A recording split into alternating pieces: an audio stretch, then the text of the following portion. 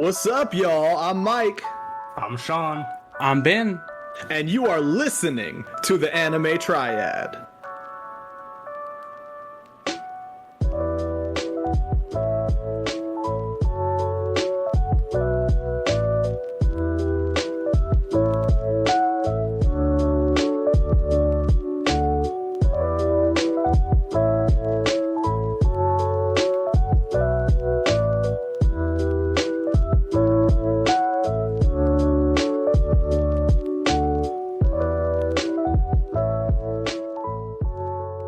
All right, everybody. We are back this week to make a video about something that's always bugged us about Dragon Ball Z. And that is the Future Trunks slash Cell timeline fiasco. Because we get Future Trunks, and then he's dead, but he's not dead. And Cell comes back from the future. Anyway, we're here with Mike today. Mike has come up with this. I'm not going to call it a theory. I'm going to call this is the way it goes because it makes sense. And we're going to use Super to also reinforce why this makes sense and why this is legit. And so this is the Anime Triad and our Future Trunks timeline explanation. Take it away, Mike. All right. So, the first thing I want to start with is that, the way I came up with this, I think we were just talking one day, and I almost want to say we were talking about Marvel movies, and we were speculating whether they were using linear time or multiverse theory. And, of course, I think that was before Endgame came out, and there was still a lot of speculation, and it turns out, okay, they're using some combination of like Mobius strip and linear theory. And, anyway, and I was like, now hang on, what's Dragon Ball Z do? And I was like, it has to do multiverse because there's a dead Trunks that isn't a dead Trunks. And we broke it down. So here's what we came up with, or what I came up with, I guess we should say. There are 5 timelines that exist in the Dragon Ball world because of Trunks' time traveling. And as of Super, there are 6. So basically, here's how it happens. So I'm going to start in Trunks' original timeline. This is timeline number 1. This is the original course of history of how things go without any meddling of any kind. So the androids show up, Goku's died of a heart virus, everyone dies. They create a time machine and they go back in time. When you go back in time and meddle with something, if it's a significant enough event, you will create another timeline. And so Trunks' first travel back creates timeline number 2. Now, for any of the rest of what we see to make sense, something has to happen in timeline number 2 that the androids win anyway. So, in timeline number 2, Trunks has returned. He's given Goku the heart virus. And let's just say that this trip is the reason 17 and 18 were stronger than they should have been. Because we all remember when Vegeta fought 18 and when Trunks fought them, he's like, they're way stronger than they were in my time. Let us say, well, I'll put it this way. We're going to say that the reason they were stronger is as a result of him traveling back that first time. And so even with Goku still alive, the androids kill everybody. And once again, Bulma has to create a time machine for Trunks to get in it and go back in time. So there are 2 Trunkses. There's the Trunks from timeline 1 and the one from timeline 2. Timeline 2 Trunks also returns to the past to give Goku a heart virus and who knows what else. So this creates timeline number 3. So our original Trunks from timeline 1 goes to the past, gives Goku a heart virus, creating time, or gives Goku heart medicine, creating timeline 2, and the androids win anyway. A second Trunks is now existing, who goes back in time and creates timeline number 3. We don't know what happens in timeline number 3, and it doesn't really matter. Now, we have 2 more trips to the past we have to account for. Cell explained to us that the way he got to the past was he ambushed Trunks and stole his time machine. So, Cell, now we know that this Trunks is a different Trunks. My suspicion is that this is Trunks from timeline number 2. This is not our Trunks, because our Trunks, he came back to the past again. He came back and saw 19's head. So here's how we're going to lay this out. Let's start with the Trunks from timeline 2. For some reason or another, he opted not to go back to the past, you know, where Trunks came back and trained in the hyperbolic time chamber, all these things. He actually found a way to beat the androids, probably because of how things turned out so differently in his timeline, where he said, you know what? It didn't matter. The androids were too strong. Even if I go back, nothing's going to help. So I'm going to stay. And he beats them. And when he's about to take his return trip, where he's like, all right, I'm going to go back and tell everybody that I beat the androids. That's when he gets ambushed by Cell, and Cell steals a time machine. Now, when Cell goes back in time, that creates timeline number 4. So in timeline number 4, we have a Trunks who has returned and given Goku the heart medicine, and we have the existence of Cell. Now, we know when this ambush happens because the same thing happened in Trunks' timeline, where after he returned, you know, he beat the androids and was going to come back and tell everybody about it, and then got ambushed by Cell, but he killed him because he had all the hyperbolic time chamber training. So let's talk about that.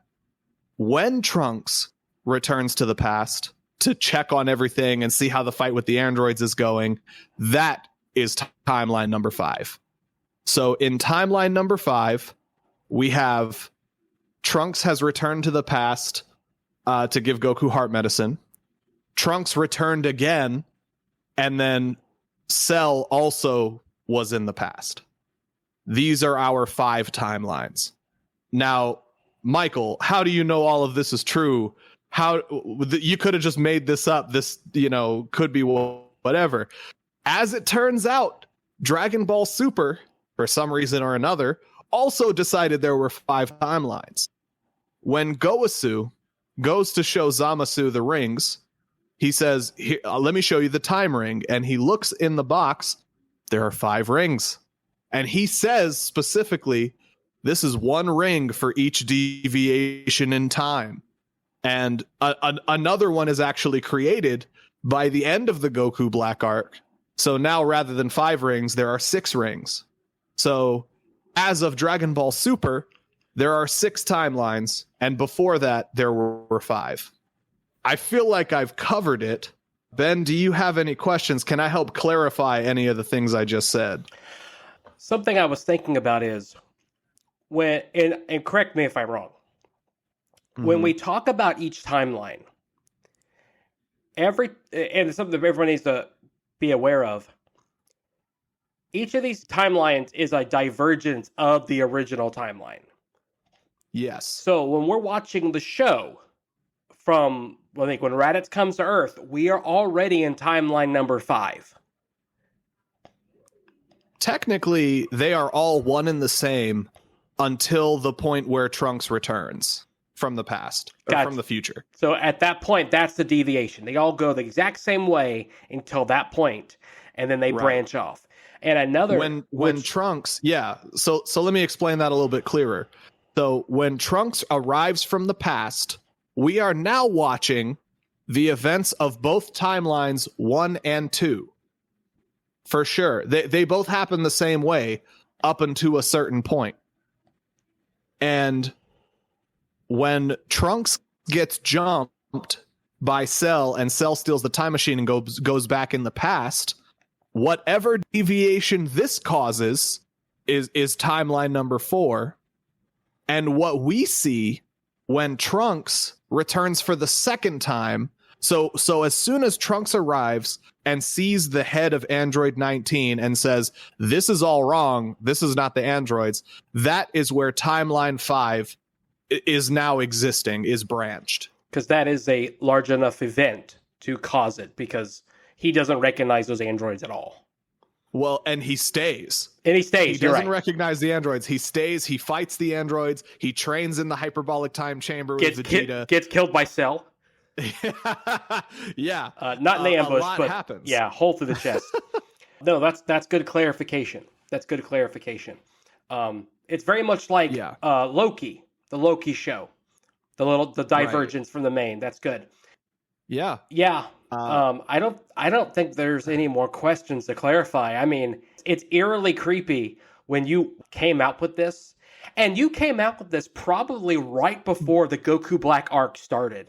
And then and it was definitely before I saw Super, because I didn't watch Super until it was dubbed. Oh, that's true. Yeah.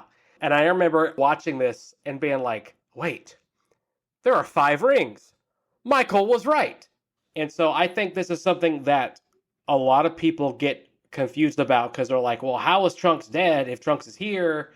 Right. And that's part of the biggest thing, is the confusion of Trunks getting ambushed by Cell and killed, but like, how's the same time machine? And it's because that's just another divergence. It's everything still exact the same. So every time machine is going to have the word hope written on it that they see.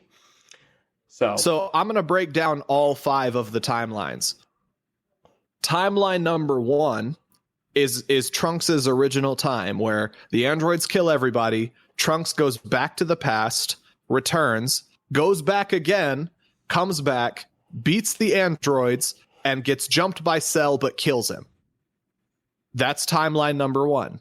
Timeline number 2, Trunks has arrived from the past and given Goku the heart medicine. They lose to the androids anyway. Trunks still exists and knows he has to keep Goku alive, so he does go back to the past and creates timeline number 3, but he comes back and he doesn't go back again. He stays, finds a way to beat the androids, and gets jumped by Cell and killed. We don't know what happens in timeline number 3. That we just have no knowledge of it whatsoever.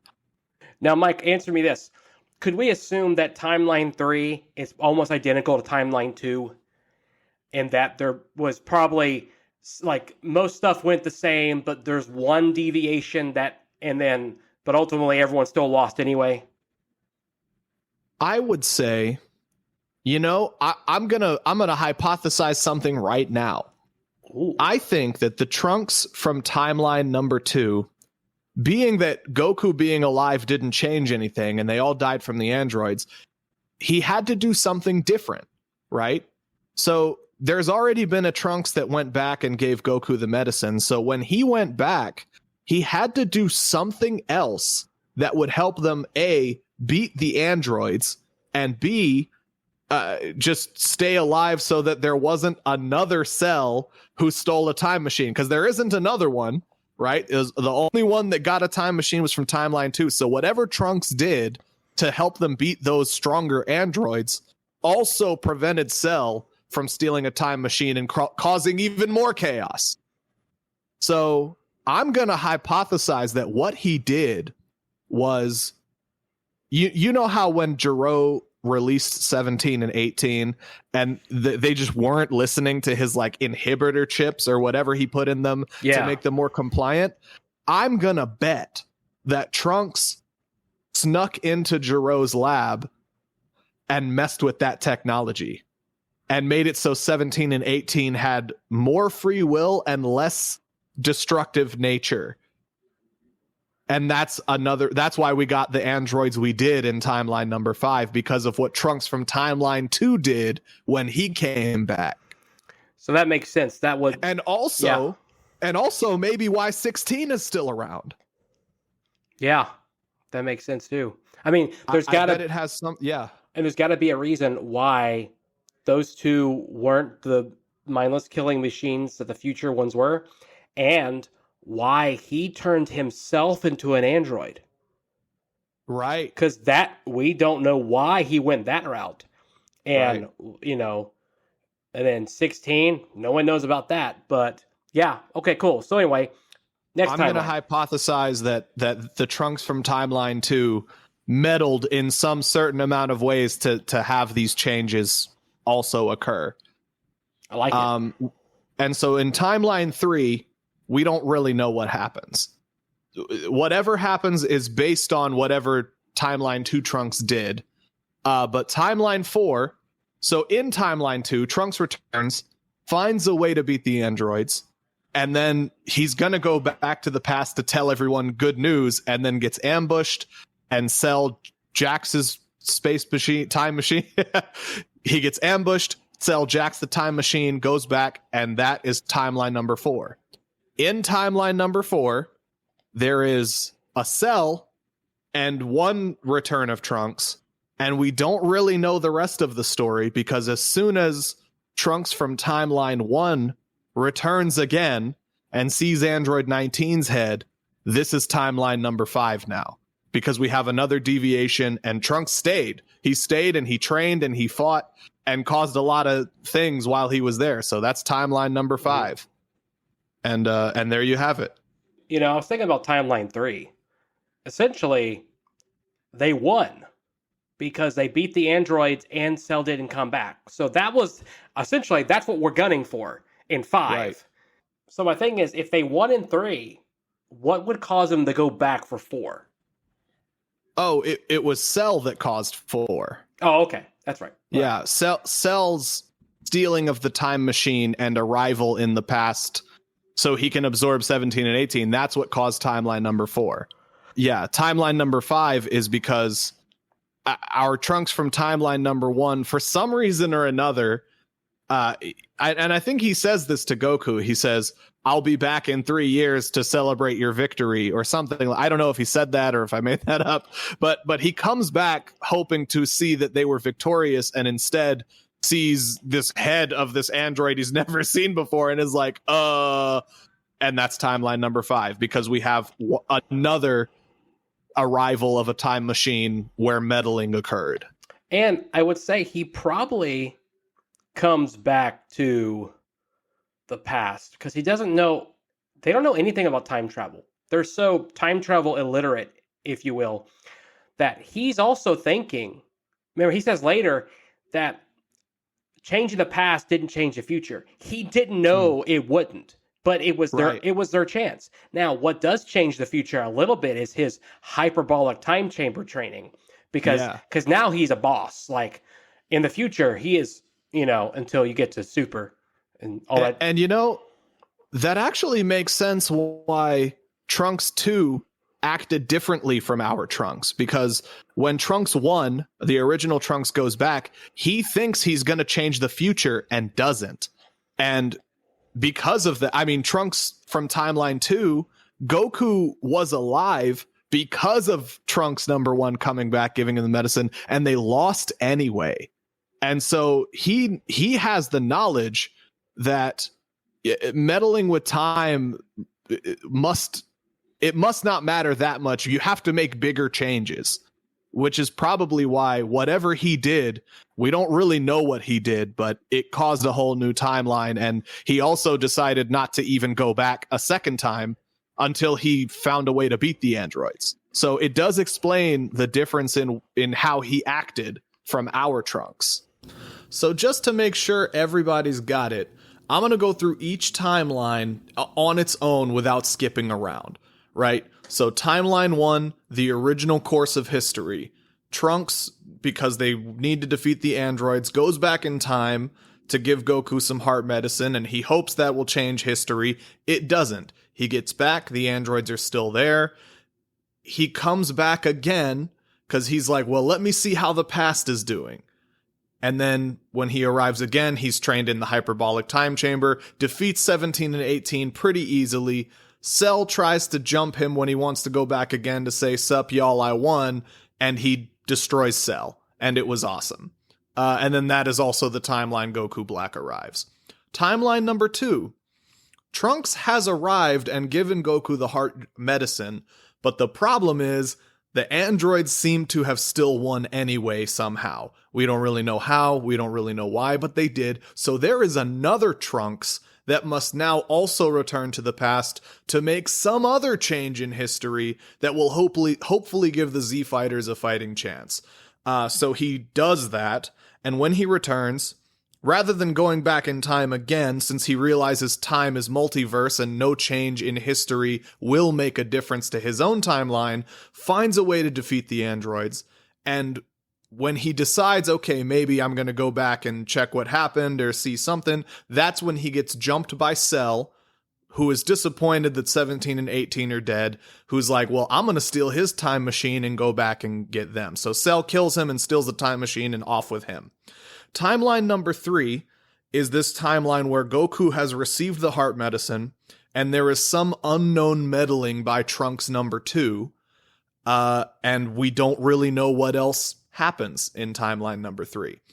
Timeline number 4, Cell has arrived in the past, and we got the pupa Cell. Goku has received the heart medicine. There is the unknown meddling by timeline Trunks 2, and we don't know what happens through there either, because as soon as timeline 1 Trunks arrives in the past his second time, when he sees Android 19's head, that is timeline number 5. So timeline number 5 is, there is a Cell with, he's going to grow and absorb 17 and 18 and all of that.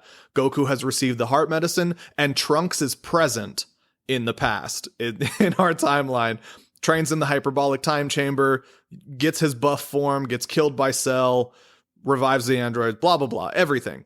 And that's basically how it goes. So hopefully that's clear. Michael, thank you for this explanation and just for the good insight. I know I always have to go and rethink about it whenever I'm trying to put it together. But if you have a different theory, or you think maybe we're just a bunch of idiots out there, leave a comment. Or maybe we missed something. Yeah, did we miss something? Leave a comment, like, subscribe, and check out our podcast, The Anime Triad. Until next time. Peace, y'all.